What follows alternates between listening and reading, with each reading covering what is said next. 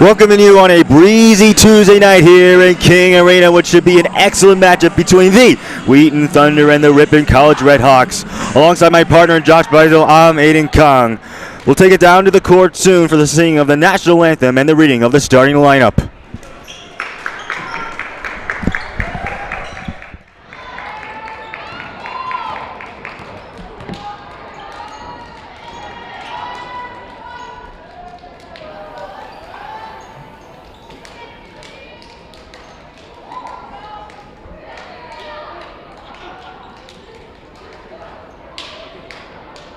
Good evening, ladies and gentlemen, and welcome to the campus of Wheaton College in King Arena for tonight's non-conference women's basketball game featuring the visiting Redhawks of Ripon College and your Wheaton College Thunder.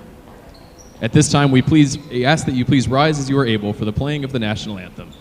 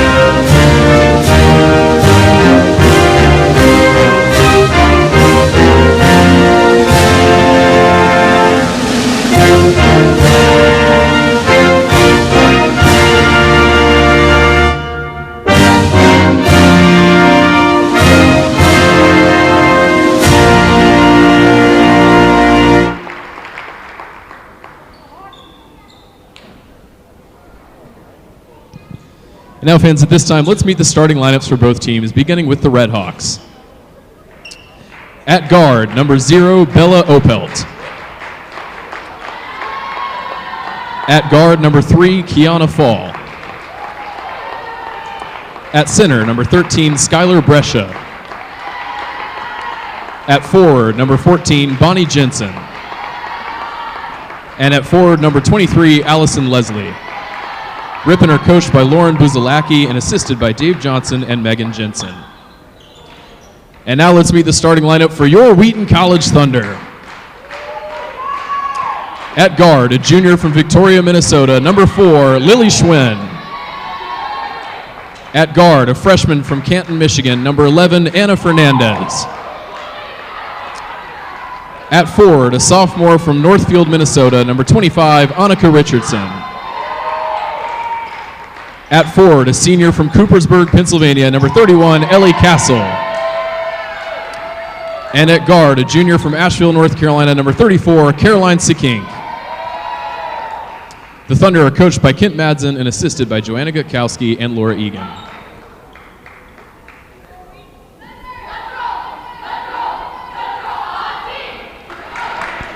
Glad you're with us here on a Tuesday night this Thanksgiving week. These teams enter in opposite directions, with the Thunder winning their last 4 after dropping their season opener. Meanwhile, the Redhawks started hot. They were 2-0, but 2 straight home losses, and now they're on a 2-game losing streak, trying to avoid a 3rd straight loss.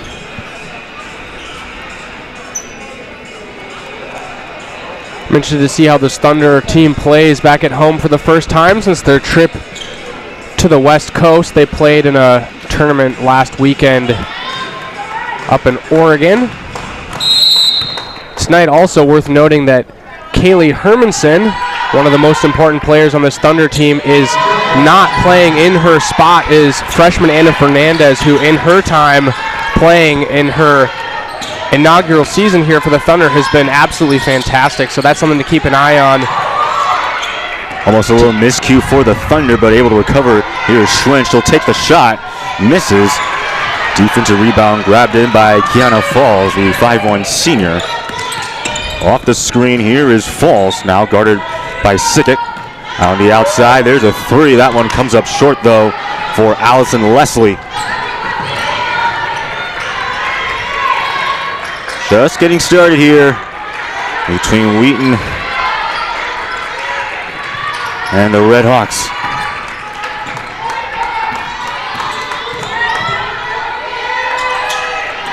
They try to go inside to Sickett.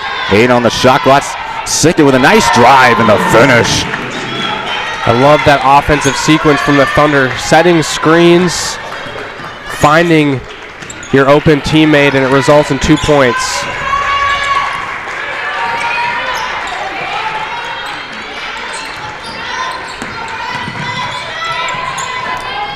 Here's Bela Opelt, kicks it to the outside, and Skylar Brescia.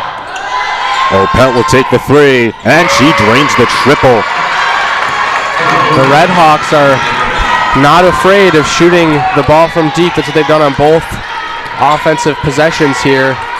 1 of 2 already. They go inside again to Sickett. She'll take it. Mid-range J, and she knocks it down. Sickink is a little bit streaky from the outside when it comes to three-point shooting, but inside the arc, she's just absolutely unstoppable. That one last touched, and it will stay possession for the Red Hawks.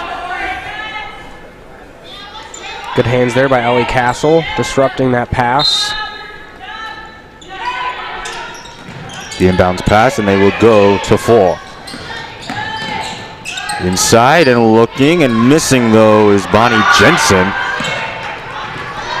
Ellie Castle getting busy there on the defensive end again, forcing a miss there without drawing the foul. Important. Red Hawks going to hurry it up a little bit with Bela Opelt. A little bit of miscommunication. Red Hawks able to recover, though. 7:30 to go here in this first quarter. Being harassed inside and trying to look, scoop it up, but it's no good. Nice defensive play there by Castle, as we mentioned earlier. Castle now 3 straight defensive possessions where she's been the difference maker. Here's Sickett now on the wing. They go inside to Castle. They try to go to Schwinn. That one off the leg, and it's a turnover for Wheaton. It's a nice look there from Castle. I'd love to see her try and use her size to just back down her defender a little bit more. I think she would have had a nice look at the basket there.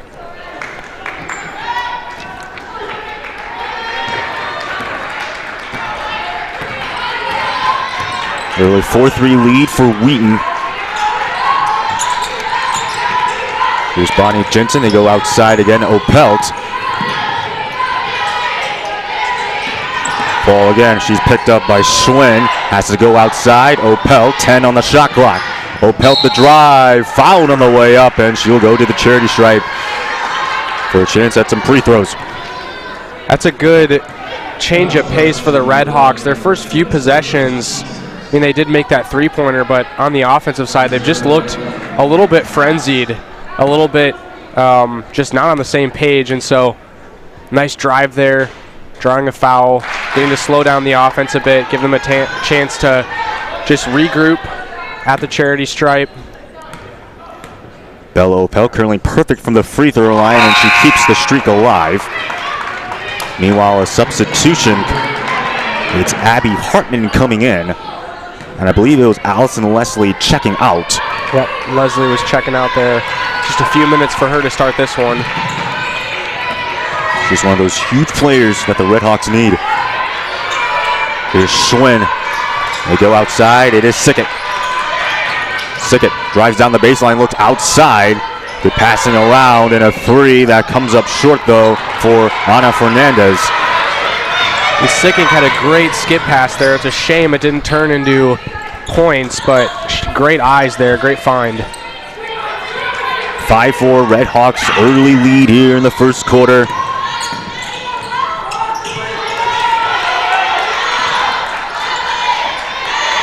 Nine on the shot clock now. Now the triple team comes, looking and missing, but an offensive rebound gathered in, but unable to finish. Red Hawks still looking a little off kilter on the offensive end. That shot, no good. Offensive rebound, but also could not finish. Was Ana Fernandez. Here come the Redhawks on the fast break. Fall kicks it back outside. It's Bonnie Jensen now. Jensen, foul, counted and one. Oh, what a finish there. Yeah, take a look at the replay here. This is a really impressive finish, especially against two of the Thunder's taller defenders. I mean, she first beats Annika Richardson, just gets around Richardson, who's not in the greatest position there, and then blitzes by Ellie Castle and is able to put in the layup plus the foul.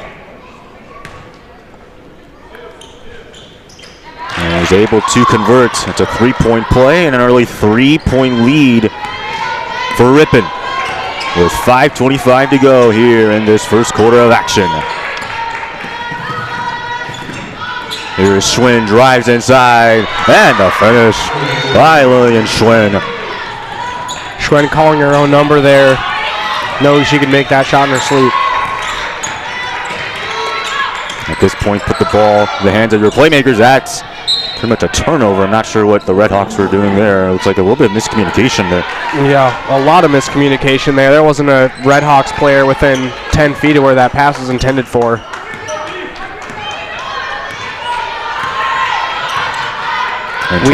Wheaton subbed in Kate Oliver. It's worth noting she's also been a standout freshman for the Thunder this year. Definitely earned the trust of head coach Kim Madsen. What a nice pass right there by Oliver. Just came in the game and the finish. I believe, was it Lily Schwinn? Yeah, that was a nice feed to Schwinn, like you said. We're going to get a good call there, offensive foul. That one's going to go, I believe, yeah, that was against Skylar Brescia.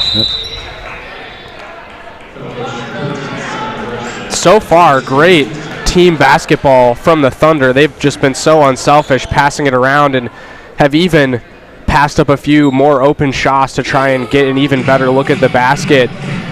Ripon, meanwhile, just from what I've been seeing, just looks a little discombobulated on the offensive end. We've already had a few missed passes. We've had some situations where the ball gets a little bit sticky and a player can't find a look that they like, and so we get some hero ball, as we call it, where a player just kind of does it all themselves. Tied up, though. So we're going to see how that plays out over the rest of this one. So far for both teams, two players have been responsible. Sickett and Schwinn are the only ones who have actually scored so far. That's the same thing for Ripon, Opelt and Jensen. In fact, Bella Opelt leads all scorers early on here with 5 points. So it's Wheaton ball, 4:35 to go. She said tied ball game. And here is Schwinn, the field general.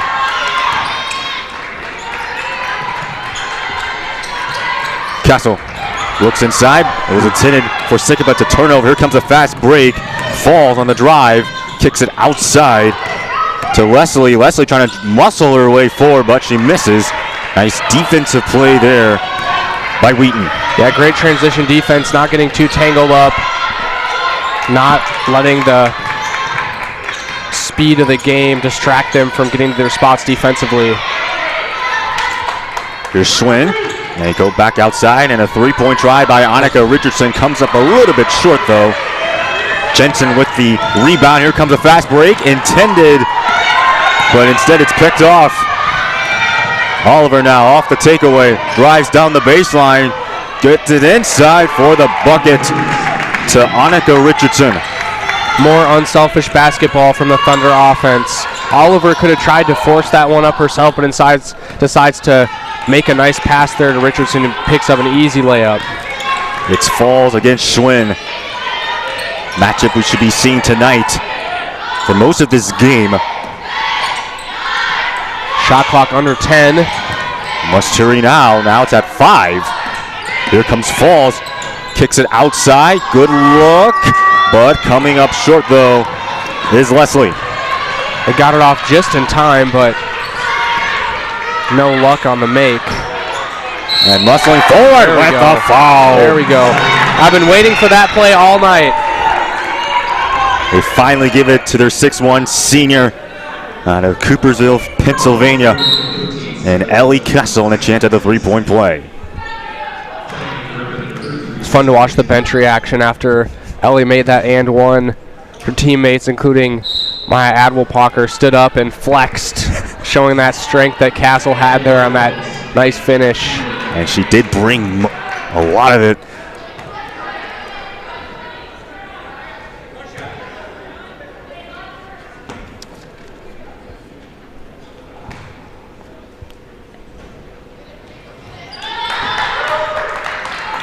Free throw is good now. A 5-point lead for the Thunder. Under 3 minutes to play now here in this first quarter. Also a 5-0 run after that timeout was called. Here's Opelt. Opelt picks up the double team. The kick out. And pass it off. The three-pointer on the way, and she buries it. It's Brees Miller from beyond the arc. It's a nice take there by Miller.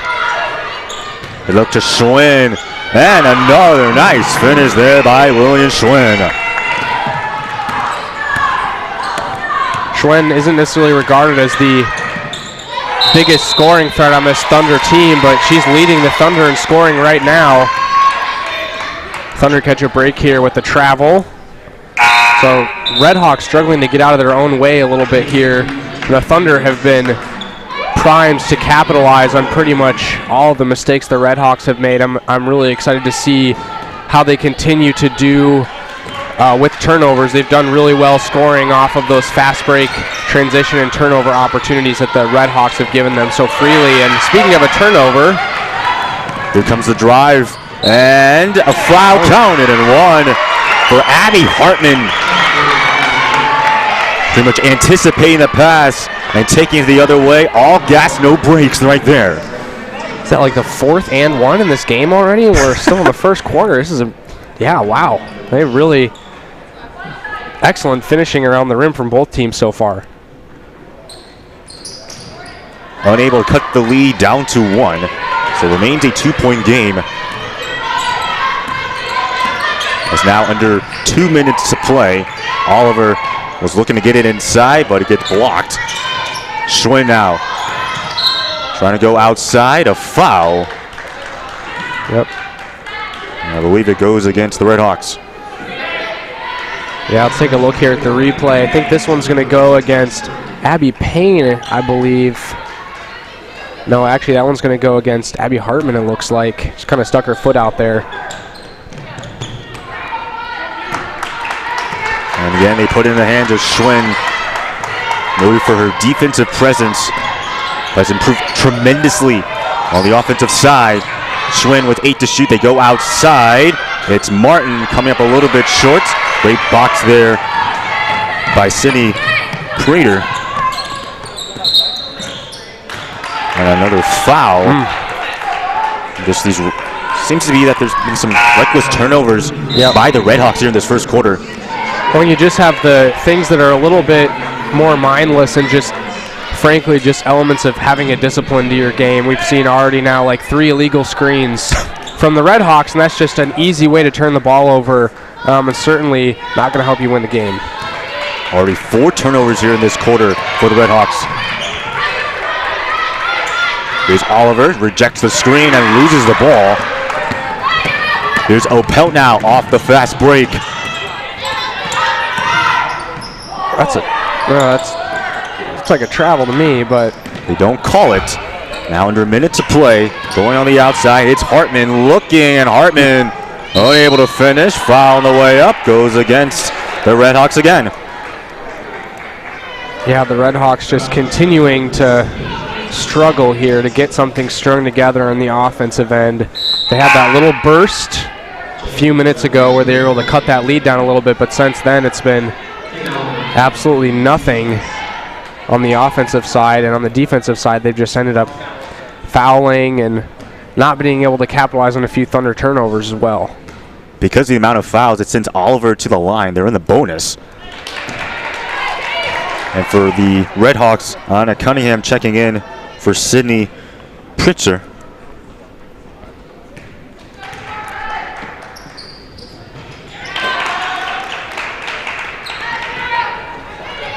So now a 3-point lead for Wheaton. Ana Fernandez is back in. Another travel, wow. Wow. Another empty offensive possession for the Red Hawks. It's something that they will have to clean up. I bet it will be something that they will be discussing at the end of this quarter. But despite all these turnovers, I mean, they only trail by 3, so it has to be sort of a blessing for the Red Hawks. Yeah, the Thunder have not been able to capitalize on some of the turnovers that the Red Hawks have made, and the Thunder have made a few turnovers of their own. Something goes the Red Hawks' way. Coach Madsen a little frustrated with that foul from his team. Allison Leslie checks into the game for Abby Hartman as the shot clock is turned off, so likely going to hold for the final shot. So Abby Payne with the ball, guarded by the freshman Kate Oliver.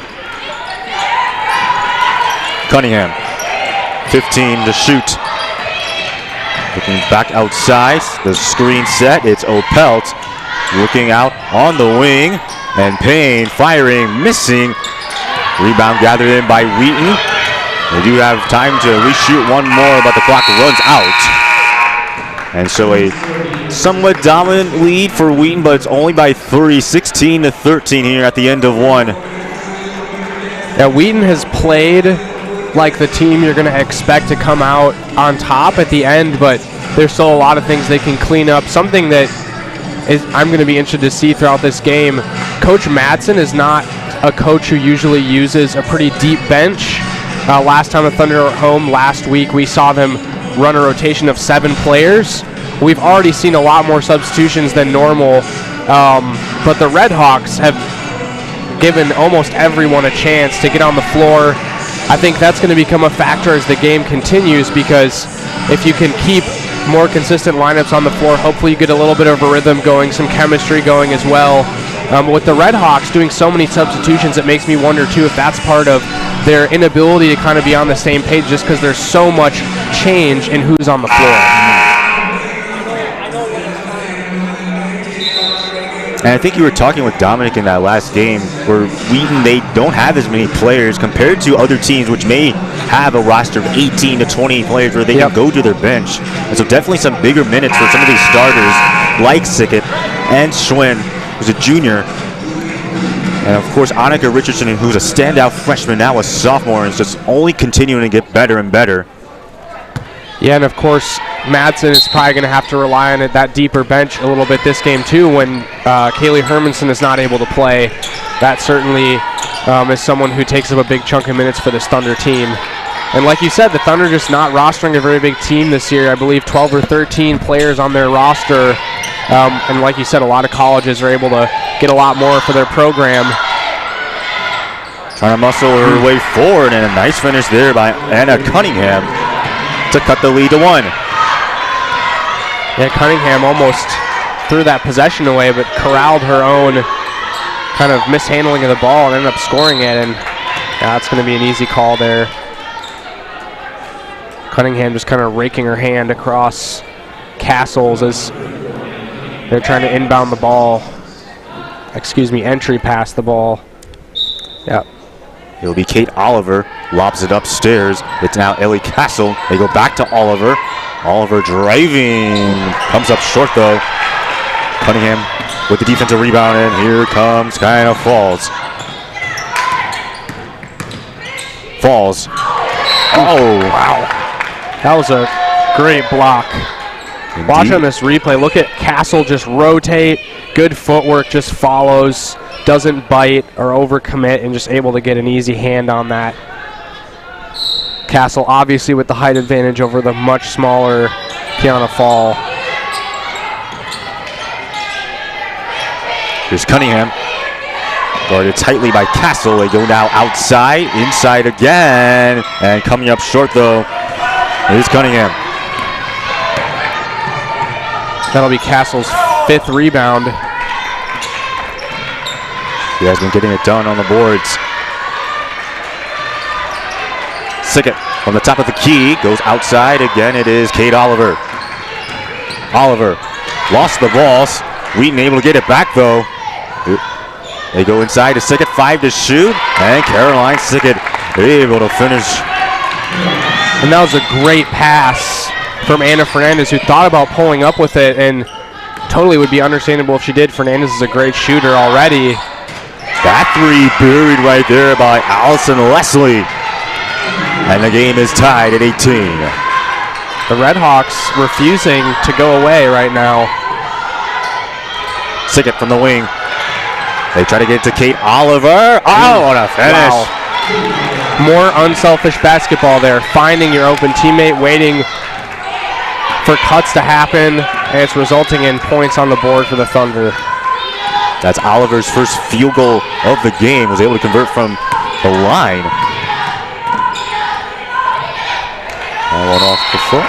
Yeah, good hands there from Kate Oliver too, just forcing a mishandling of the ball there.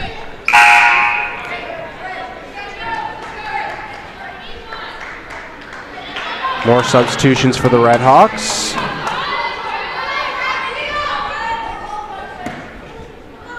So Cunningham will check out. And a 20-18 lead now for Wheaton with under 7:30 to go here on this Tuesday night of basketball. Glad we could see a solid attendance here. With some students leaving for their Thanksgiving break. Here is Sickett firing from the wing, comes up short. And now here is Falls pushing the pace. Goes out on the wing. There's another three-point try. And Allison Leslie dreams the triple. Redhawks' new strategy in this quarter has just been get up the court as fast as possible, find your nearest open shooter along the outside, and let it fly. Another reckless turnover. Wheaton here is Falls. Turn defense into offense. Wow. Impressive finish over a much bigger defender. Nice shot fake there, too, from Fall. That's her first field goal of the game. And a 23-20 lead. That's a deep three. Oh! Smoking it from downtown is Alexis Martin.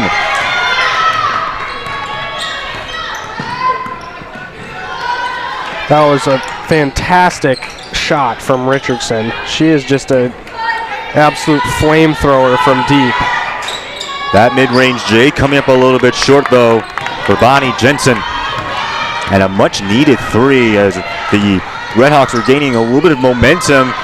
There's another deep three. That one coming up short, though, for Richardson. And now a fight for the ball.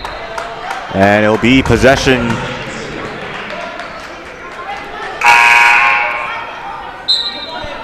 It is possession for, I believe, Wheaton, since they do have the arrow. Yeah, look at that, too, that replay. Annika Richardson just no hesitation pulling up.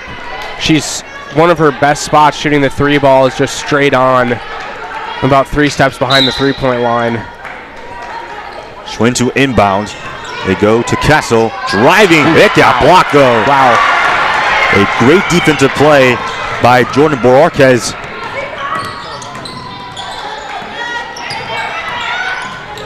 They kick it outside, and another three-point try. As buried by Anna Farley. The Redhawks have been passing the ball a little bit, and it's paying some major dividends for them. Ripon is now shooting 4 of 7 from downtown, and Wheaton able to respond right back with Annika Richardson. I think the best game plan here for the Wheaton offense is just try and get Annika Richardson the best look from the three-point line as possible and just see where it takes you. Second made three-pointer for her. There's a shot and a foul. That was a, who was that? Abby Hartman? That was a great drawing of a foul right there. Some good acting skills? I wouldn't say that. There definitely was a foul, but Hartman definitely knew what she was doing, making a crafty play. When you get your defender up in the air like that, even if they've got their arms straight up, if you can kind of launch into your shot form kind of into them, it's pretty much always going to get you to the free throw line. So the 5'6" junior, Abby Hartman, going to shoot some free throws. That miss, it's going to be considered a good foul.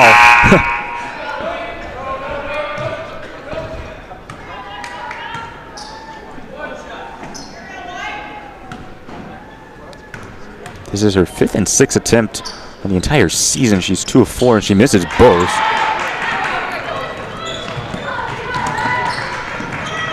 So the game is still tied at 26. Thunder have also got a new player on the court this game. Alyssa Faborowski, the 5'4" freshman, is in. So Kent Madsen really clearing out the bench so far. Every player that's eligible to play tonight now has registered some minutes. Schwinn missing on that last shot for Wheaton. Here comes the drive. A finish, though, for Jensen, but a foul. That will go against the Redhawks. Media timeout. So a chance for us to talk a little bit. Aiden, what are you noticing so far? I'm noticing, obviously, for the Redhawks, started out with some early turnovers, being a little bit reckless with the ball, and then Wheaton just not able to take advantage of those turnovers. And in the second quarter, it kind of just blew up with a lot of great shots from beyond the arc. We're talking about Ana Fernandez, 2 made threes. And then for the Redhawks, also some really nice three-pointers. Yeah, I've been really impressed with how both teams have been able to kind of adjust their game plan as necessary. In the first quarter, the Thunder were just intent on attacking down low. I mean, you had Schwinn, who all of her makes have come right underneath the basket. You had Ellie Castle with a nice and-one finish right by the basket. But in the second, both teams have kind of gone away from attacking the paint, and they've been a lot more intent on getting those three-point looks. I mean, Annika Richardson with her 2 makes. Ripon has just been unleashing whoever is open on the three-point line, letting it fly.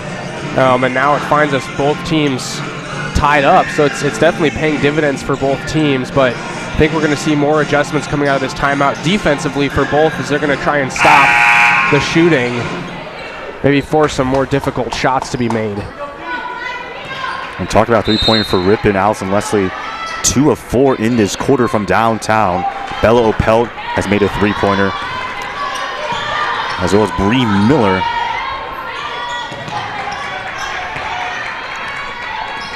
They try to get to Sickett inside, but a travel. Actually, no, it's not a travel. Excuse me. I think that was just possibly another illegal screen.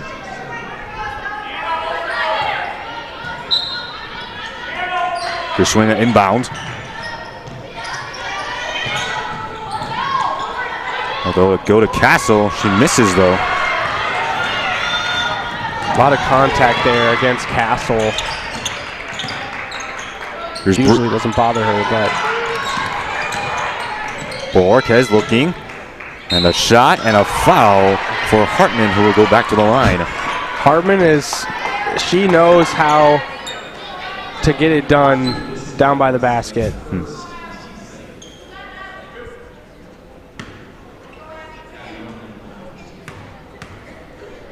Looking for her first free throw of the game. She's right now over 3 now. She finally makes one.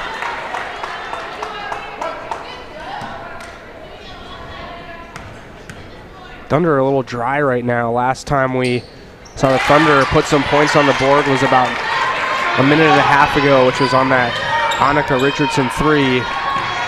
Hopefully they can turn up the scoring a little bit before halftime. Ripon leading it by 2, under 3:50 to play to go here in the second quarter. They go to Sickett, almost got poked away. Looking back inside, Favorowski on the wing. They give it up, and it's deflected. And another turnover for Wheaton, and now pushing it up court is Payne. And she lays it up and in. Redhawks starting to capitalize a little bit more on those Wheaton turnovers.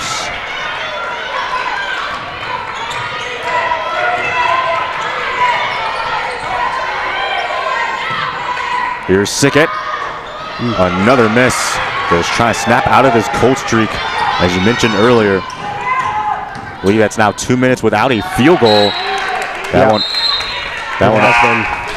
one was off the hands of Fernandez. So stays Ripon ball.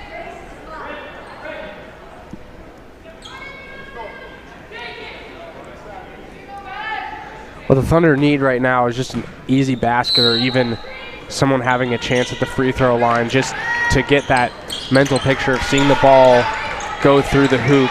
I think could do a lot here for this cold streak we're seeing. Looks like a foul. Yep. I'm going to reset.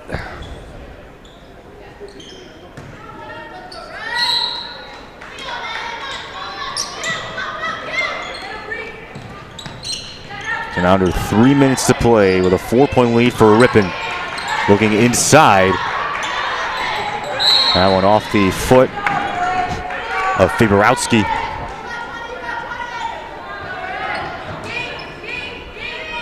That was Hartman on that. She is just very crafty. Knows how to draw the foul. A little bit more of a street ball move there, just getting it out of bounds, resetting the offensive possession, getting a fresh play clock. You're crafty as well, I guess is another word you can say. Oh, and they call it a foul against the Redhawks. It'll be Wheaton ball. Yeah, you can see Hartman just kind of started falling down there and just ended up traveling.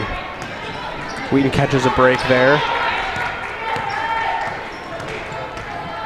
Down 4. Here is Oliver, rejects the screen. Oliver drives, and there is that field goal. It's in courtesy of Kate Oliver. That's her second finish just like that at the basket. I mean, she is just has great body control right at the rim, going up with those contact layups. Back to back travels, going against Ripon. A substitution now for the Redhawks.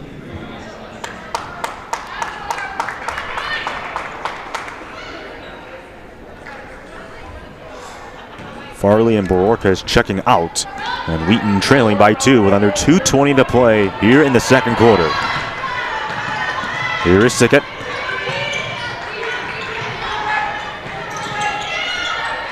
Schwinn now with on the top of the key. They go to Oliver.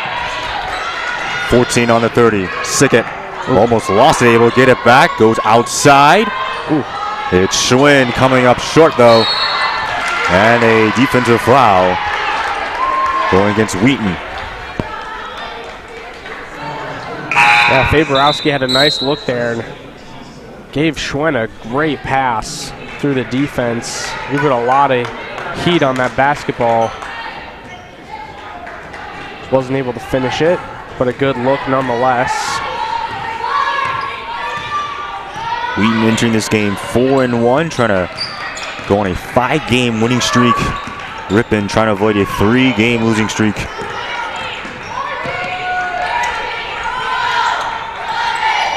Here's Bree Miller. They go outside. Opelt off the fake, loses the ball. And now here's Ana Fernandez pushing up. Oh, no one was guarding her. Ana Fernandez, but misses. A defensive breakdown, but could not finish the layup. Yeah, that was, I believe, Kiana Fall, I believe, was the one assigned with guarding Fernandez, and she just, there was just a complete breakdown, like you said, Aiden. They just did not know who had who. Going to take the ball past half court, the Redhawks will, and they're going to get the timeout, so they're going to inbound it from just inside half court after this timeout. The Redhawks, from what I have seen, are playing like a completely different team right now than how they started the game. We've still seen a few moments where they've looked a little just sluggish and just lazy with some of their passes and decision making, but they've been able to be a lot more consistent in the ways that matter. And one of those biggest ways is just forcing Wheaton to take difficult shots, forcing misses, and then when Wheaton does miss or commit a turnover, they've pretty much turned that into either shots at the free throw line or a bucket. And the stats don't lie. Ripon is shooting 60% here in the second quarter. Wheaton, 35%. Huge difference.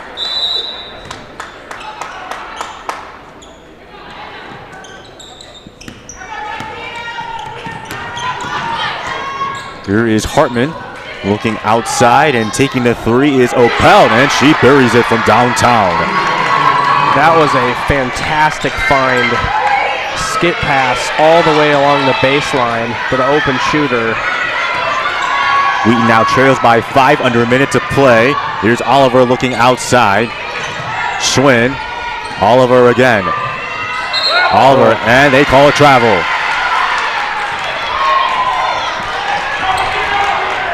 And Coach Madsen frustrated right now. Third turnover for Wheaton in this quarter. Ripon still has more with 4, but those points off of turnovers a huge difference. There's a foul on the way up. And it'll send Bonnie Jensen to the free throw line.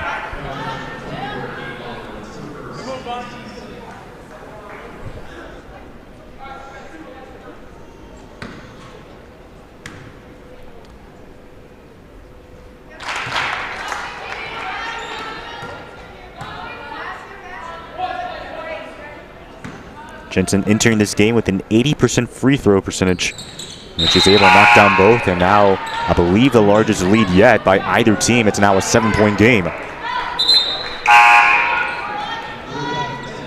That just tells you how close this one has been so far.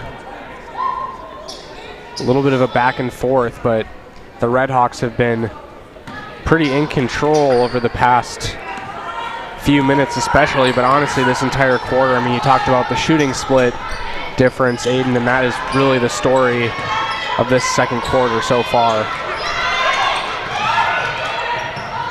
Able to save that possession. Here's Oliver. Oliver kicks it outside. The three on the way, but coming up a little bit short though. And now trying to push the really quickly is Farley. Comes up short though. Offensive rebound. Another try. Missing there. They got time to do something here. Here's Martin. And another reckless turnover by the Thunder. Pretty much has been a representation of this quarter as the Thunder, the home team, trails by 7 at the break, 35-28. Yeah, just a tale of 2 quarters so far. Wheaton really showing themselves to be the better team in the first, but in the second just did not look like themselves. Just seemed a little bit in their heads in some way, and just the shots weren't falling. I mean, some of them were that's not necessarily great shots, but we also had a lot that went in and out. We just saw at the very end, Schwinn had an in-and-out layup, Fernandez had an in-and-out three-pointer. So coming out of halftime, I'd just love to see Wheaton be able to start with some easy shots, get the confidence back up, and start playing more of what we know this team can do.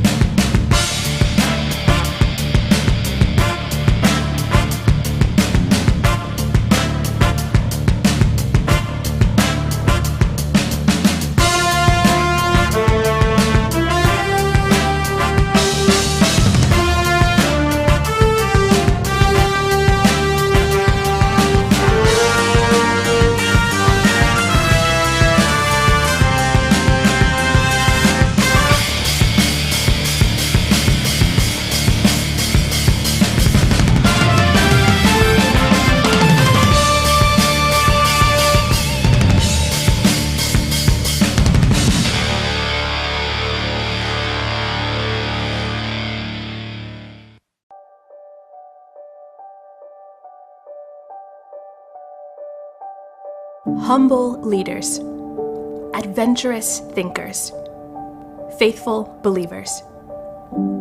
For Christ and his kingdom, Wheaton stands at the forefront of Christian liberal arts education. Here, we facilitate an unparalleled journey for our students, bringing together deep faith and intelligence to pursue their most ambitious callings.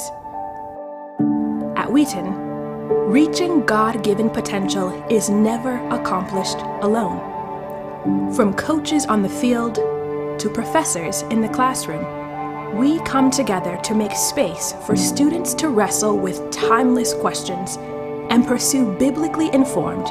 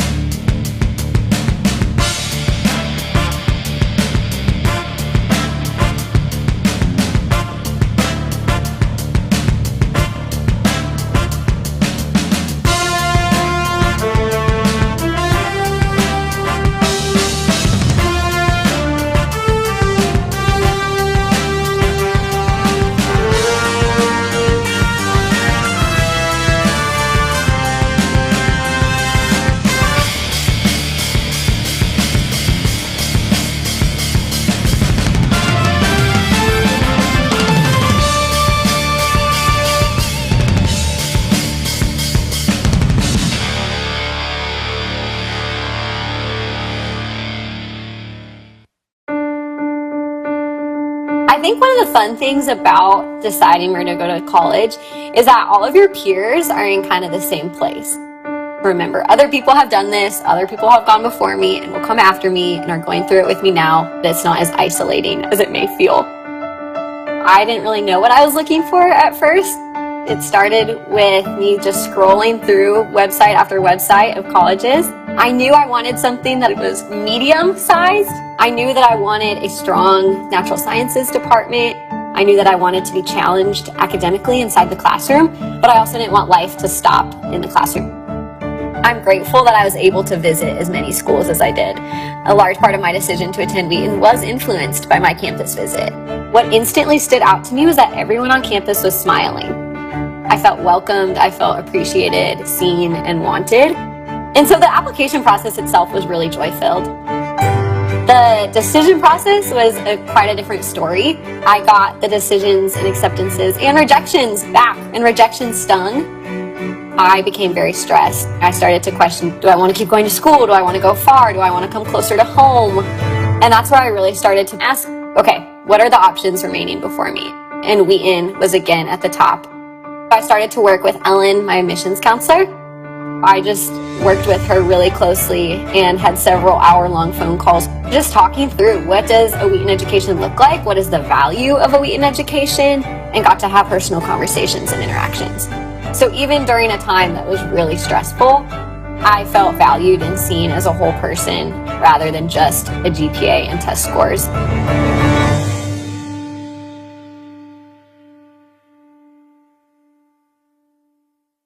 Neuroscience is the study of probably the most unique organ on the planet, the human brain.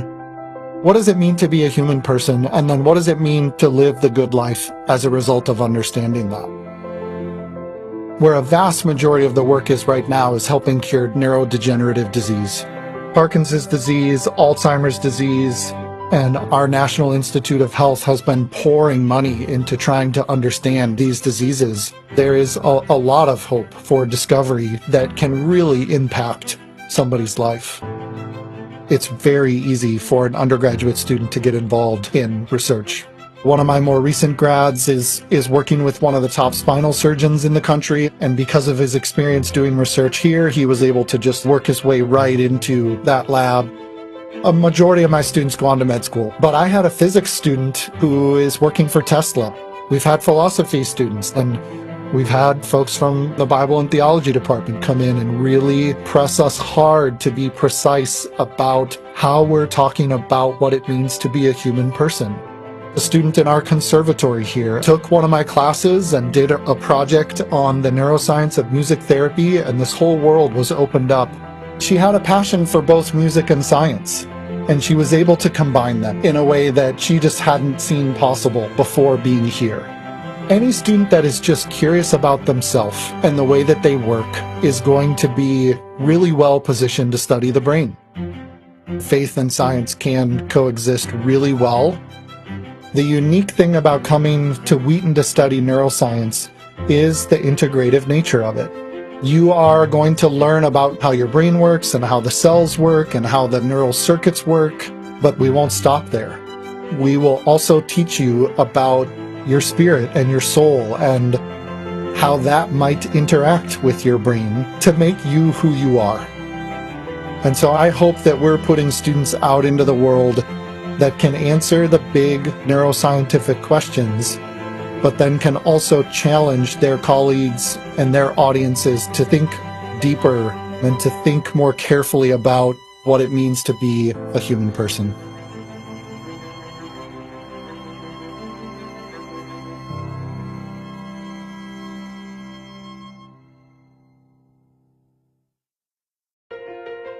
When you're looking at colleges, you may look at the sticker price and say to yourself, I'm not applying to that school because I can't afford it. And I would caution you to not close any doors because there is this price tag that is just out of reach. Cost is an important factor, but there's so many other factors to consider. At Wheaton College, we offer academic scholarships as well as Wheaton Grant, which is need-based aid from the college. So a student may receive scholarships in the range of $10,000 to full tuition. They may also receive significant Wheaton Grant based on need, and we determine that, like most institutions do, based on the information that is found on the free application for federal student aid. Colleges aren't commodities. They're not all the same. And there'll be value questions that you have to ask along the way. There's value in knowing that Wheaton alumni have done very well across the board. That we have students from 50 states and over 160-year history. There's value in that. But I also think there's value in the fact that you will be with a group of peers who are excellent in their academic endeavors, but also who love Jesus Christ. You are not just a student who is performing well in the classroom, but that you are a person that has great potential to serve God's kingdom. You're going to be challenged to grow in your faith because you want to be tested and you want to understand what your theological non-negotiables are. So think about the community you're going to be a part of and how they're going to engage you. We want to challenge you to think about why you believe what you believe by people who will encourage you and motivate you. This is an investment that has strong return, not just for you in terms of career, but for you as a follower of Jesus Christ who will be called to great things. Let us work closely with your family. Let us find out more. We work with great expectation and with hope. We do not want to give up on your calling to be at Wheaton College.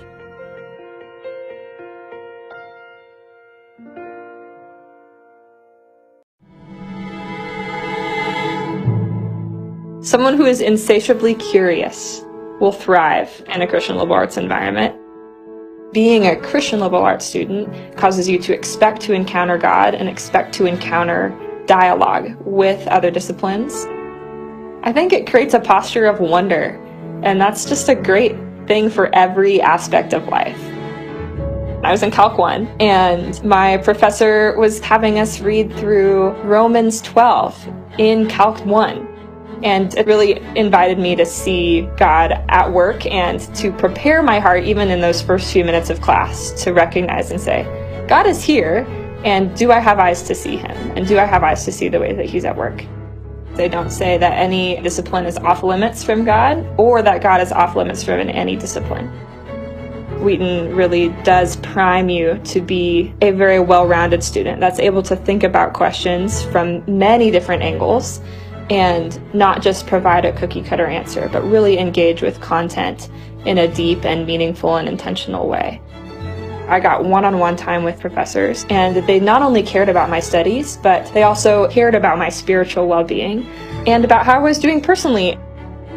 The opportunity to have professors that are spiritual mentors and have PhDs in Old Testament or quantum mechanics or poverty and international relations is amazing. And you get the opportunity to interact with so many other students of different disciplines that all love Jesus and want to love and worship him in what they do. And that's amazing too. And I love Wheaton.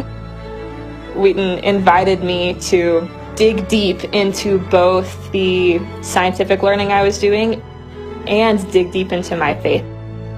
I have grown in my ability to offer all of myself to the practice that I'm doing as an act of worship.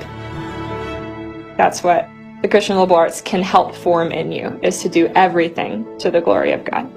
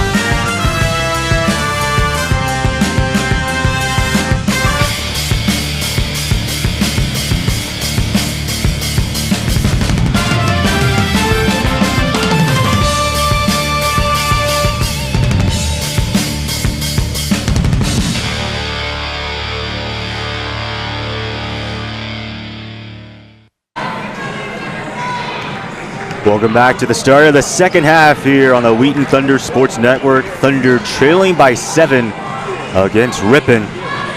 And really a tale of two different quarters. Wheaton started out strong in the first, kind of sort of fizzled out in the second as they struggled to really gain their shots, partner.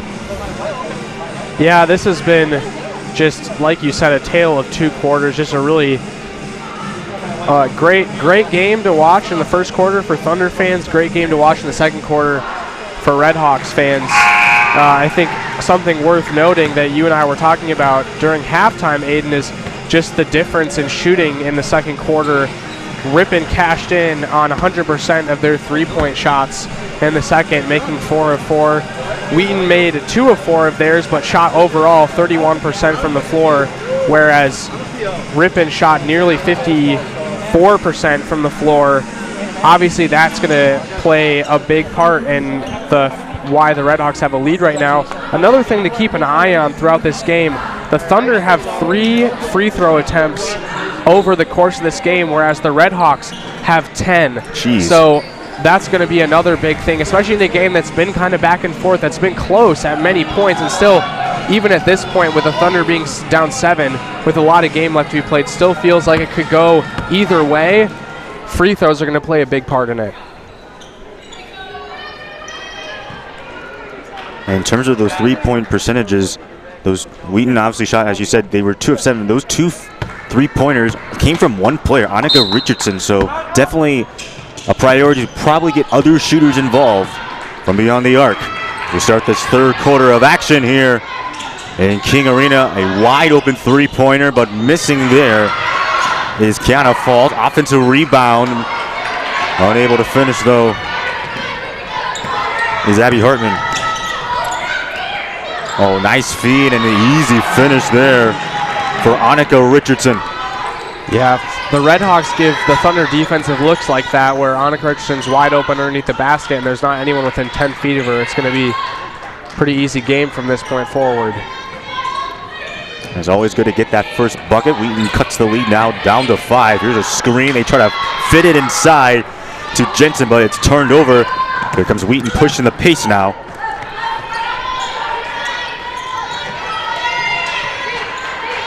Castle.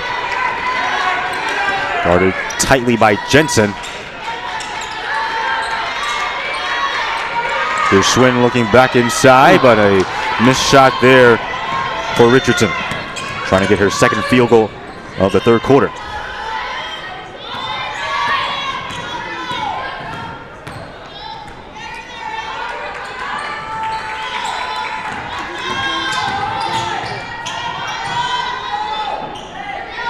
Here is Leslie. They look inside now to Jensen. And a nice scoop and feed there for Abby Hartman.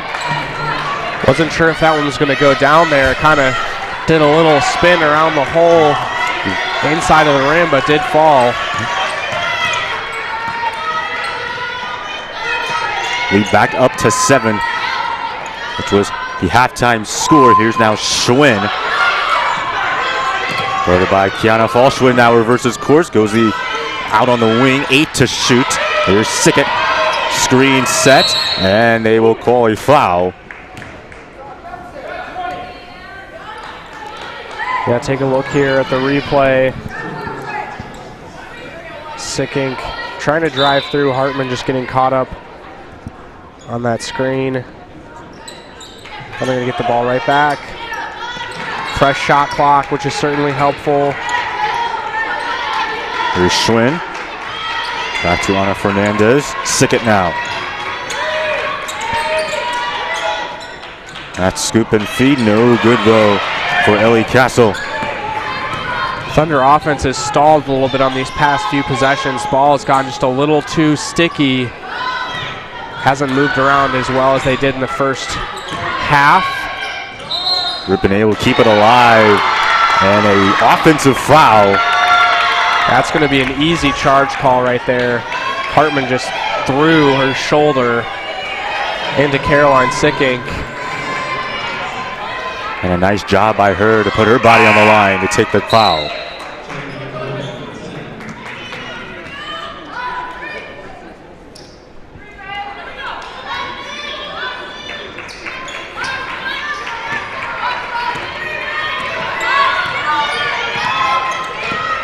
Still early on here in the third quarter.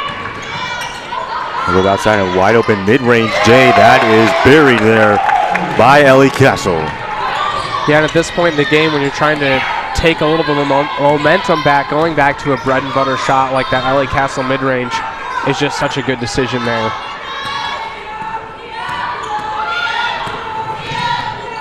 Here's Falls. They go back to Jensen inside. 10 on the 30.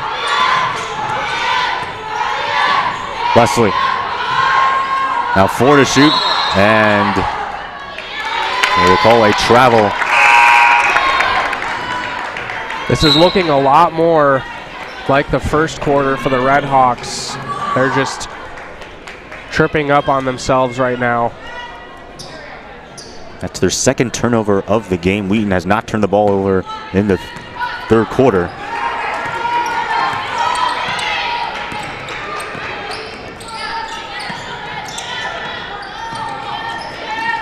Here's Fernandez.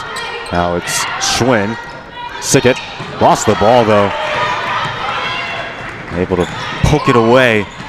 And Sickett almost comes up with a steal. Goes out of bounds. Ripon retains possession.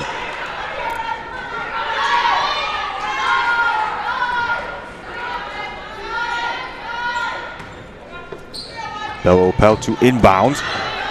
And again, that matchup between Fall and Schwinn on display. A nice feed, but unable to finish is Allison Leslie. Now here's Sickett pushing the pace. Sickett comes up short though. So a little bit of tunnel vision there on the offensive end. Here's a three-pointer, and it's good. It's Allison Leslie hitting it from downtown, and the largest lead for Ripon. It's 8. The Red Hawks just consistently burying the Thunder from 3. Just every time the Thunder start to take back some momentum, the Red Hawks hit a 3. And you can just tell the body language on the bench and on the court for some of our Thunder players just does not look too positive right now. Wheaton's now shooting 2 of 8 from downtown. Compare that to Ripon. They're shooting 7 of 11. And a defensive foul goes against Wheaton. As we have a substitution, Kate Oliver, the talented freshman, checks in for Ana Fernandez.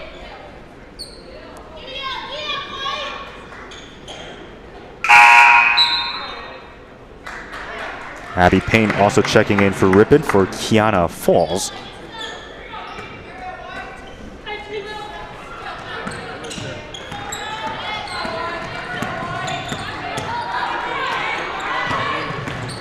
Here's Farley.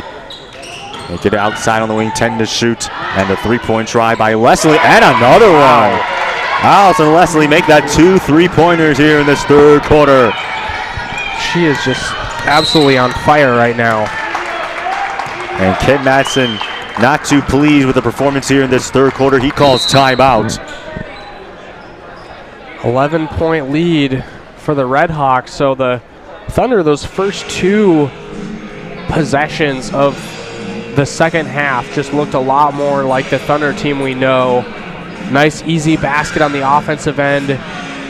Richardson was found right underneath the basket after a defensive breakdown, and then on the other end, getting an easy turnover, turning right into another offensive possession. But since then, the Thunder have just seemed just really just not like themselves, just still just not in a groove. The players, just their body language, you can tell they're just a little frustrated right now, as you would be down 11 at home. But the Red Hawks, man, they have just been on fire. And Wheaton, they have been given opportunities. Ripon has still been turning the ball over here. They've had 3 turnovers. Wheaton only has 1. But as you said, they've just have not been able to take advantage of it, just not taking good shots. And 0 of 1 from downtown. Still early here in the third quarter, and a lot can change. But something, again, I bet Ken Masson just is preaching on this idea. We need to hit our perimeter shots. We just need to go back to the basics. I like this lineup too, coming out of the timeout. You got a nice blend of everything. You've got some confident interior defense and Castle. You've got Oliver and Sickink, who are great, just all-around defenders. You've got your passing ability of Lily Schwen, and of course you got your shooting of Annika Richardson. And that one, I believe, off the hand of Bella Opelt, will remain in possession of Wheaton. With 4:51 to go here in this third quarter.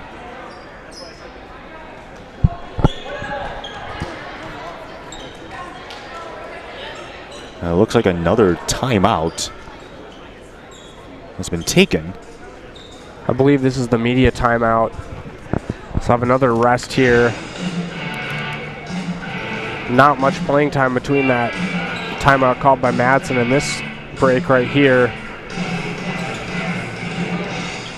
Good opportunity, though, for Madsen to continue to make some adjustments, continue to stress some of the most important things. You can see him, he's in the middle of the huddle, just coaching up his players.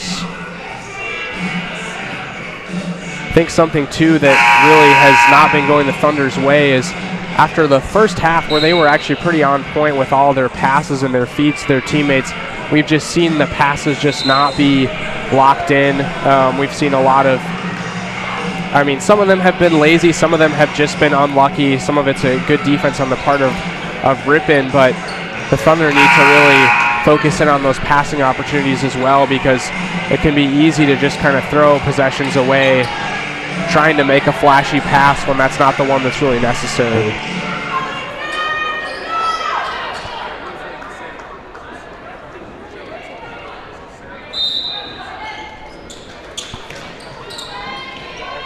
Here's Castle. They get it back to Schwinn. Out on the wing, it's Sickett.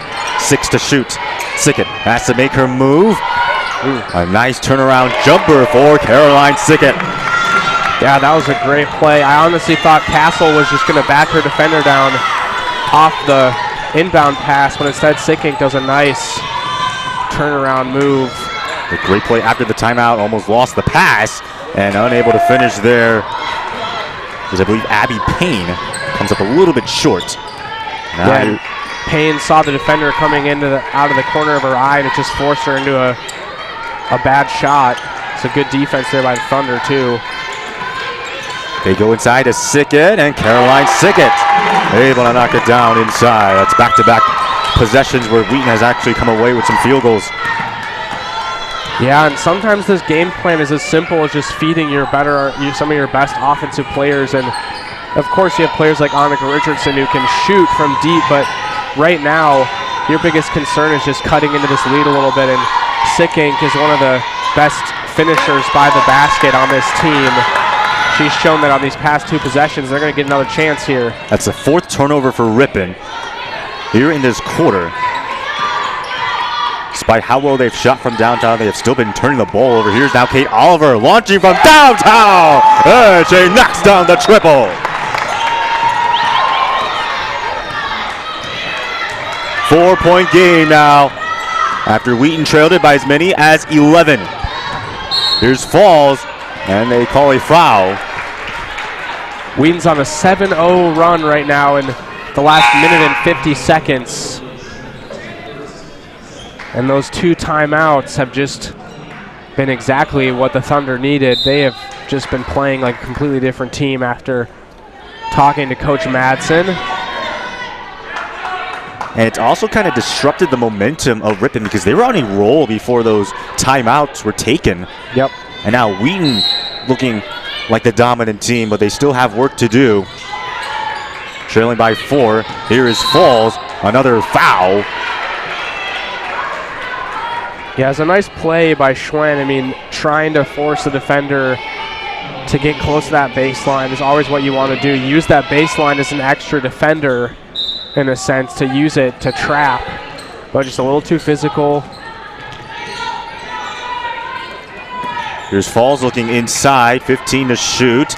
Borges with a nice finish there to at least end the 7-0 run. Oliver uses the screen, picks up the double team, trying to pass it inside, but it's turned over instead. That's a good look there from Oliver to Castle, but the defender anticipated it and just is able to get a hand up.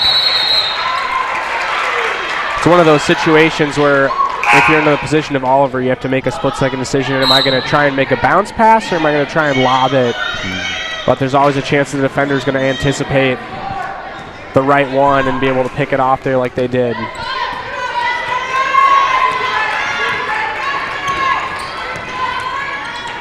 Oh, another turnover there. And here comes Hartman on the other wing. She misses, though, comes up short. Offensive rebound gathered in by Falls, who was right there. Tries to pass it to Hartman, but she turns it over instead. Here comes Oliver now, ensuing possession. Wheaton trails by 6. Sickett drives inside. Caroline Sickett off the glass. No good, though. A little bit too strong. Oliver wanted that three-pointer for a second there, but decided against that. Here's now Hartman. They roll it inside. 12 now on the shot clock. Opelt guarded by the freshman Oliver. They get it inside to Falls. Misses. And another foul.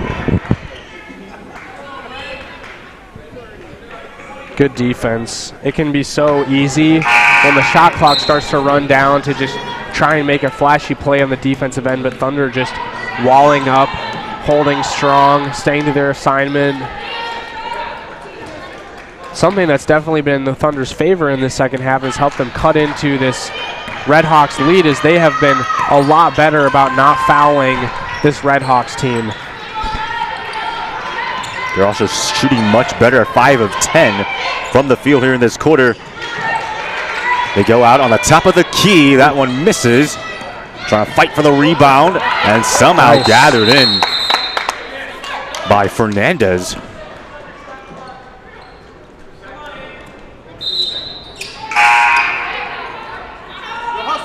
Some substitutions. Foles will check out for Ripon, as well as Hartman.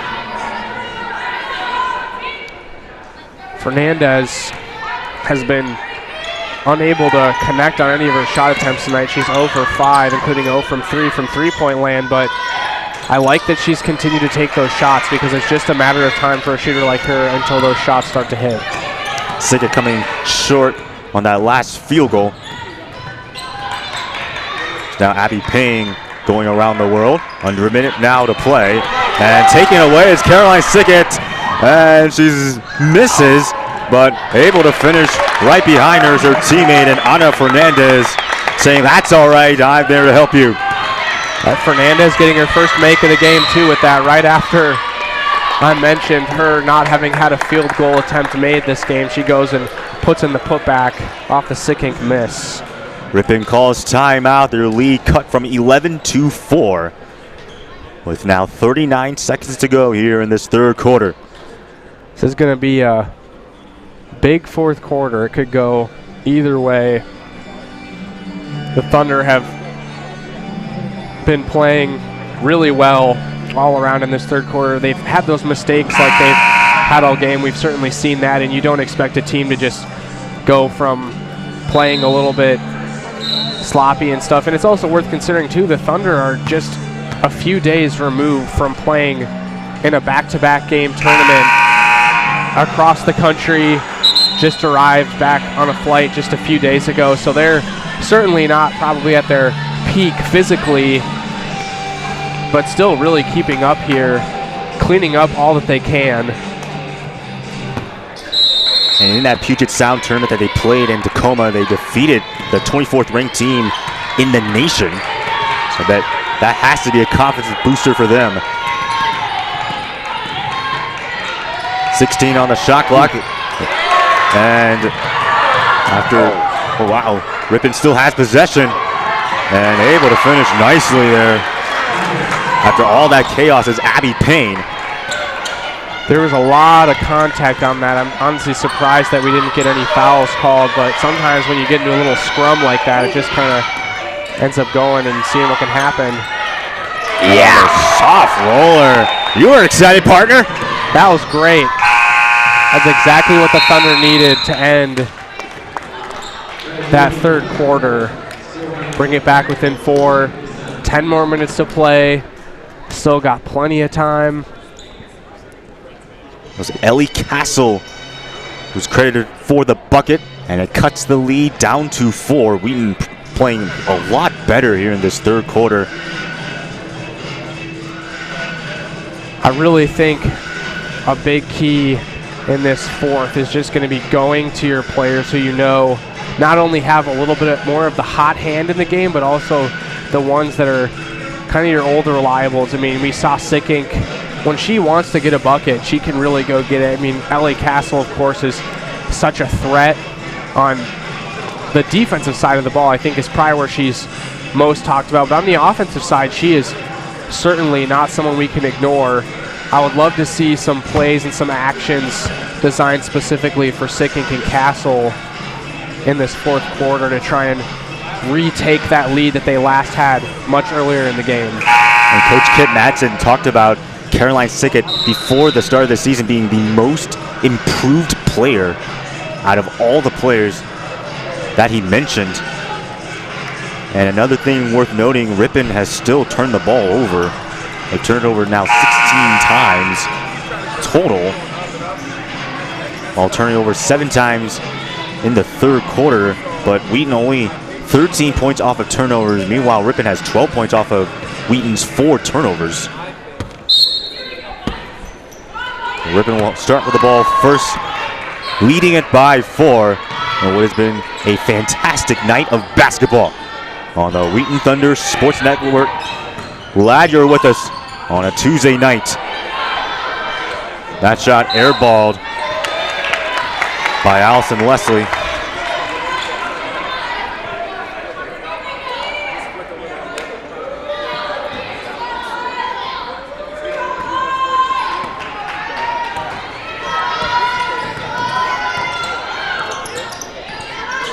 Sickett, tightly guarded by Jensen.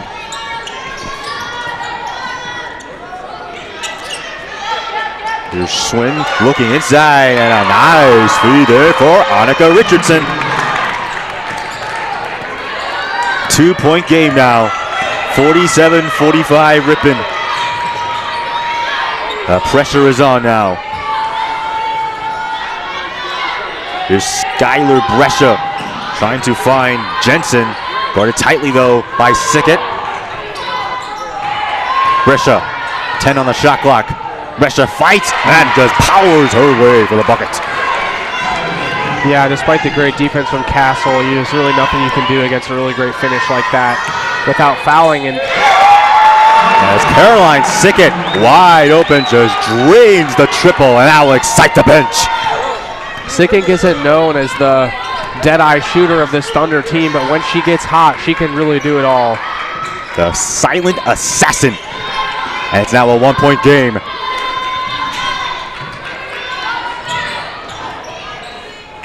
Here's Falls, comes up short though. And now here comes Wheaton, a chance to take the lead.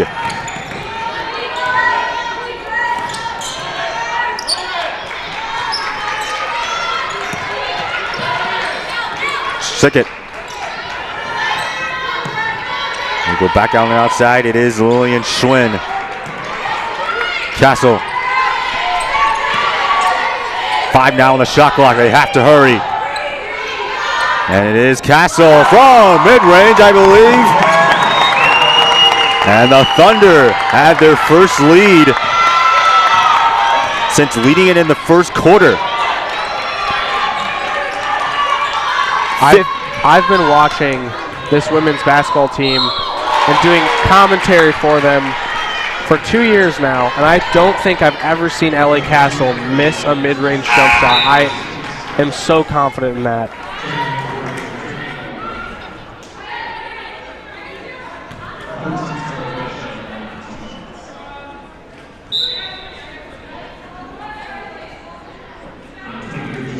Castle now with 9 points in this game. Leading scorer for the Wheaton Thunder is Caroline Sickett with 13. She's shooting 6 of 12. Meanwhile, at the free throw line is Skylar Brescia. Now attempting to tie the game. Comes up short. And it'll be Wheaton ball. Key now is for Wheaton to not try and get too complicated here. Just keep doing what's been working, and again, feed the players who have had the hot hand offensively all game. Do the stuff you know you excel at. Keep putting points up on the board. Here's Sickett, gets harassed, and they poke it away. Wow. Nice pass. Smoking right there. Allison Leslie. And Ripon back up by 1. Fall kicked that up the court from just behind the half-court line. Nice play to take the lead back from. There's Sickett from the wing. Sickett drives down the baseline. They kick it outside. Here's Fernandez. 8 on the shot clock. And here's a three-point try. Oh! Wow! Woo! Annika Richardson. Oh, she is feeling it. Wheaton back up by 2. 53-51. 12 points now for her. 6:15 to go. Screen set. Here's Falls, and she responds. Ties the ball game at 53 apiece. The way this fourth quarter is starting, I think it's going to go down to the wire, Aiden. It has been exhilarating. You can see it. And a foul. That's going to go against Kiana Fall. Thunder going to get a fresh possession, full shot clock. Yeah, that three-point make puts Annika Richardson up to 15 after the stats updated, so she's shooting 50% from 3 tonight. And 6 of 11 from the field. She's been very important in this comeback. Wheaton turns it over now. Here comes Ripon. And Abby Hartman taking it coast to coast. And now they're back up 55-53. That was great play from the Redhawks all around. One of Hartman's teammates just kind of stood in the way of Annika Richardson to give Hartman the clearest path to the basket. Some substitutions now as Rachel Brady checks out. I believe Ellie Castle just checked back in. Yep. So Castle gets a little bit of a breather. She's probably going to be in for the rest of this one. There's a scoop pass. Nice. Sickett on the assist. And there's just a little two-man game. Richardson on the outside. Inbounds a little pass to right by the elbow to Sickink. They do a little rotation. Richardson's underneath the basket, good positioning, and then she gets the pass. Pressure coming up a little bit short. It's a 3-on-2 fast break. And the drive and another nice finish. Ellie Castle. 57-55 in favor of the home team. Kate Oliver trying to check in for Wheaton at the next dead ball spot.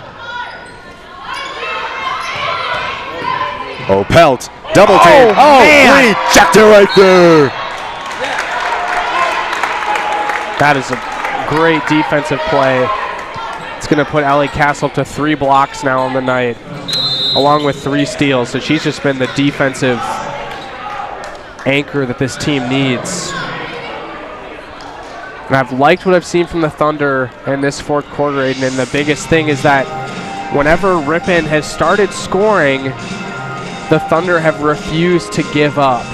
They have continued to answer. Every time the Red Hawks have done something, the Thunder have answered back, and often answered back just a little bit better, and that's now why they're leading by 2.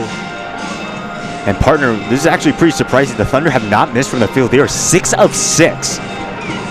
That includes 2 of 2 from downtown. Ripon is 4 of 8, only shooting 50%. They've been playing well, but Wheaton been playing a lot better here in this fourth quarter. Yeah, and despite some of the things that haven't gone their way, I'm looking at the overall team stats. The Red Hawks have actually come away with just under double the amount of steals that the Thunder have, as well as doubling the fast break points that the Thunder have. The Thunder are in a position to win this game despite losing in those pretty key statistical categories. And I think a lot of credit has to go to, as you mentioned, Annika Richardson, 3 of 6 from downtown, 7 of 12 shooting, 17 points, leading the Thunder in scoring. Yeah, without Annika on the floor tonight, you don't really even have a chance against this really talented Red Hawk squad. Here's Schwinn using the second screen. They get it back to her. She's wide open, and she drains the mid-range jumper. The Thunder are locked in right now. Still without a miss in this fourth quarter, like you mentioned during the timeout. Sickink has just been kind of at the center of it all. 4-point lead now. Here comes Hartman. They go back outside. It's Farley. 9 on the shot clock. Trying to pass it inside, but a turnover. That has been Ripon's Achilles heel.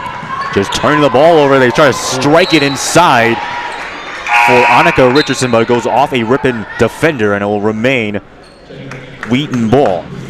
That was great hands by Ellie Castle on the defensive side to just break up that pass. Wheaton get it, fast break opportunity. Kate Oliver tries to jet that pass into Richardson. That one gets deflected, but yeah, if you're the Thunder, you can live with that. And oh my goodness. Nothing but net. Annika Richardson, she cannot miss. 4 from 7 from 3. 20 points now for Annika. 62-55. Wheaton now leads it by 7. The Thunder have completely flipped the script in this fourth quarter. They have indeed. 3:25 now to go. They get it back to Kate Oliver. Oliver 8 to shoot. Almost turns it over. It goes out of bounds. And it will be Ripon ball. I'm not sure about that possession change there, but you can live with it when you're up 7. Let's take a look here at the replay. I'd like to see if it did actually, it did go off Oliver. So that's good eyes by the ref. Always want to give credit to the referees when it is due. They do have the better eyes. Now a timeout is taken by Ripon as they trail by 7 here in this fourth quarter with 3:10 left to go. Well, it was looking a little scary for the second and third quarter for me as a Thunder fan, but the Thunder have chosen the perfect time to start playing really dominant basketball. Like you mentioned earlier, Aiden, they've just been really just locked in during this fourth quarter. And I mean, at this point, you know, they still got a little bit of game left to play. Ripon is far from gone, but I really believe that if the Thunder continue to play like they have all quarter, they're going to come away with a victory here in King Arena. That would be their 5th straight win after dropping their season opener, and they've just built a lot of momentum and would love to continue it. Here is Falls now with the ball.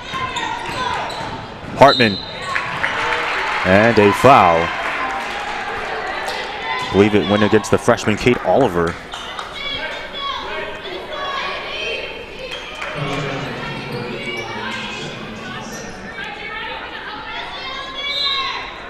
Yeah, at this point in the game, you can live with some of those fouls. You're not going to get in the bonus unless a lot of fouling picks up, and that's certainly not what you want to see there. Another foul right after the one that gave them a fresh possession, but it's not something you're going to necessarily freak out about. That'll be Bonnie Jensen who goes to the line. Oliver checking out, and in her is Ana Fernandez.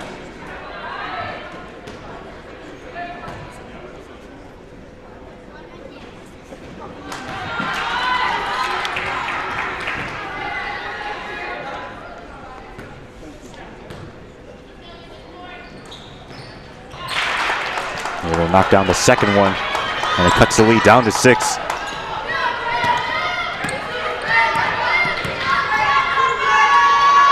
And since Ripon does trail, when do you think we'll start to see some Ripon start to be aggressive on defense with some traps? It's going to start right now.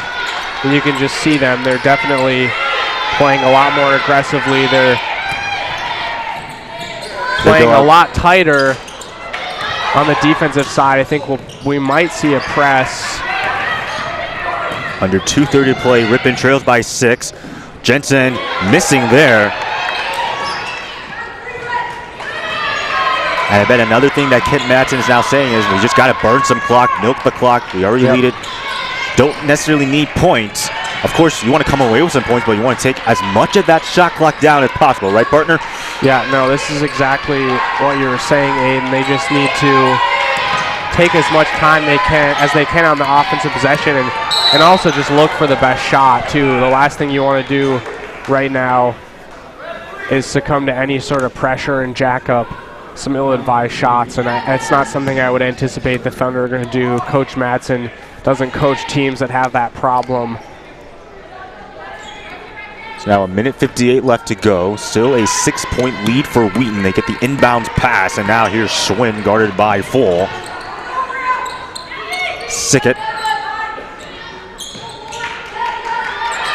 Back out to Schwinn. 9 on the shot clock. Doing a good job burning the clock. Schwinn coming up a little bit short. Offensive rebound gathered in. And well played there by Caroline Sickett, cleaning up inside. And that's a big shot to put it now at a 3-possession ball game. Under 90 seconds left. 64-56. Ripon has to come away with some points here. Leslie, they try to work it inside. The double team comes, and Jensen is fouled.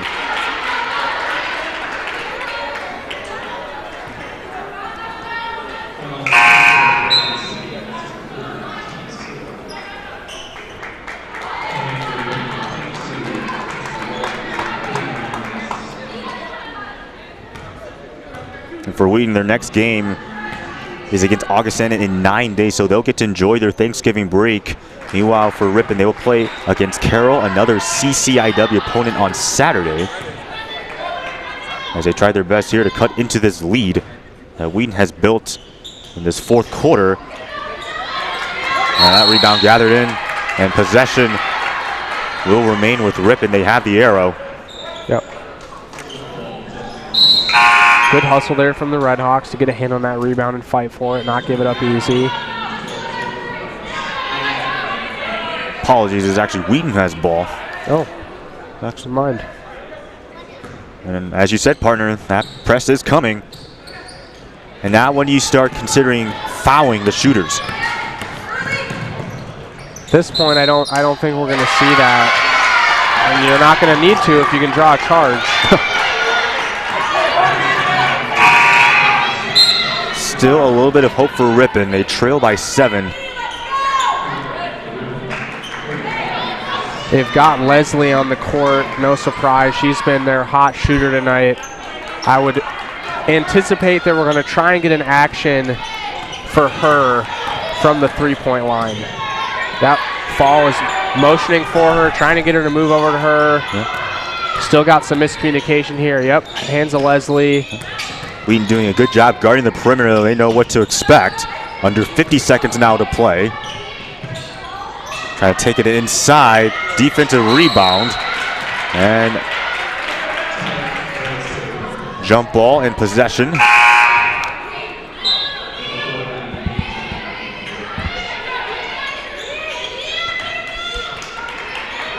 They'll stay with the Red Hawks. Yep.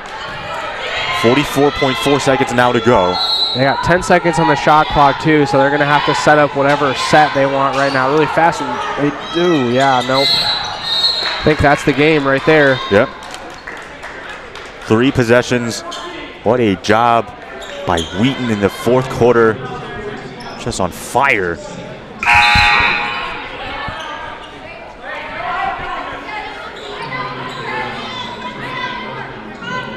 Shot 81, almost 82% from the field. Wheaton did. Meanwhile, for Ripon, 4 of 12 at 33%. Take a timeout. Ripon to try to draw something up on the defensive side to force something positive on the offensive side. Now, it isn't totally out of the realm of possibility to think that if Ripon makes a 3 that they have somewhat of a fighting chance, but if you get to that point where they make a 3-pointer, their thought is going to be, we need to make sure that the ball gets inbounded, or try to do what we can to make sure the ball gets inbounded to one of the Thunder's weaker free throw shooters, send them to the line, hope that we can get a miss or two, get us some more opportunities to shoot. But you know, if you're the Red Hawks, this is a really tough position because pretty much all of that banks on you making a 3-pointer very quickly into the shot clock on your next offensive possession.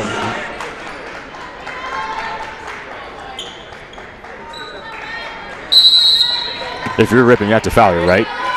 No, I don't think they're going to try and foul here. Yep, they're going to try and make an aggressive defensive play, and now they will foul. My thought would be to try and force a turnover there, and they were, and I'm guessing that was the plan coming out. Try to steal the inbound pass to set up for an easy 2 or 3, but with that miss, yeah, then it's okay. Now we got to foul quick, stop the clock. They send Ana Fernandez to the line, who entering this game is shooting 75% from the field, or sorry, 75% from the line. 12 of 16. Fernandez might have been the right choice because she's only made 1 field goal tonight. She hasn't had a chance at the free throw line until now. She's 1 for 7. Definitely hasn't been her most comfortable shooting night. She makes 1, so that's certainly better than neither. A timeout taken by Ripon as the lead now extended to 8. Still a 3-possession game. Yep. With 36.3 on the clock. Yeah, it's safe to say that this one is pretty much done and over at this point. It's going to be Red Hawks trying to get as close to that final score to make that margin of victory for the Thunder seem smaller than maybe it really was. I mean, it would take a dramatic turn of events and just some pure dumb luck for them to have a chance to send this one anywhere other than a loss for them. Because to get overtime, the minimum you need is 8, which counts on the Thunder missing every free throw that you're going to force them to take. Take the win, that's 9, and that's a big big ask even for this Red Hawks team that's been able to heat up from 3 at points tonight.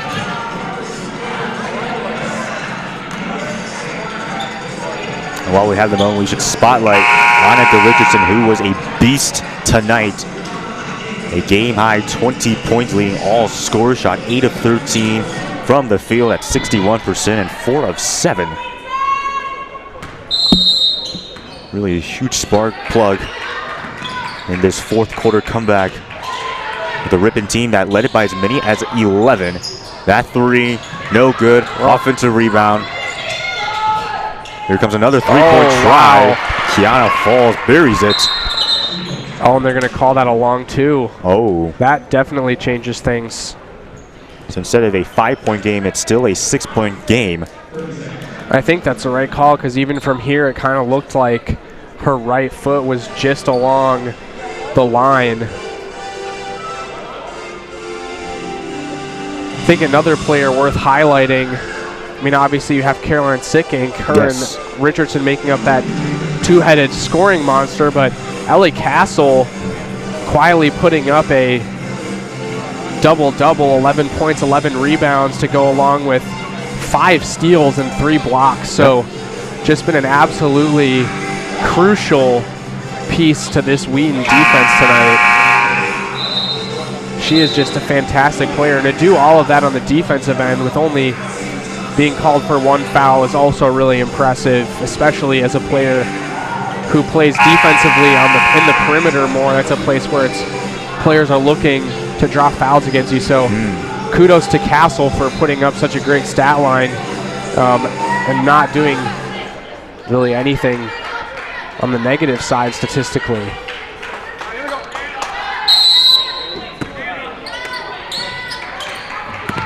They were expecting a foul, and they do.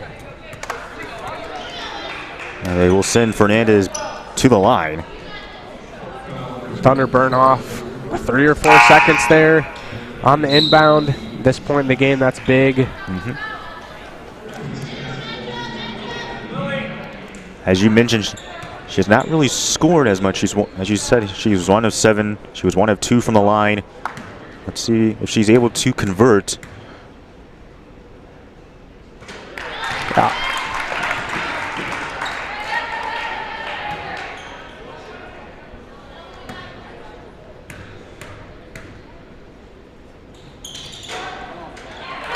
Yeah, that's the game. Yep.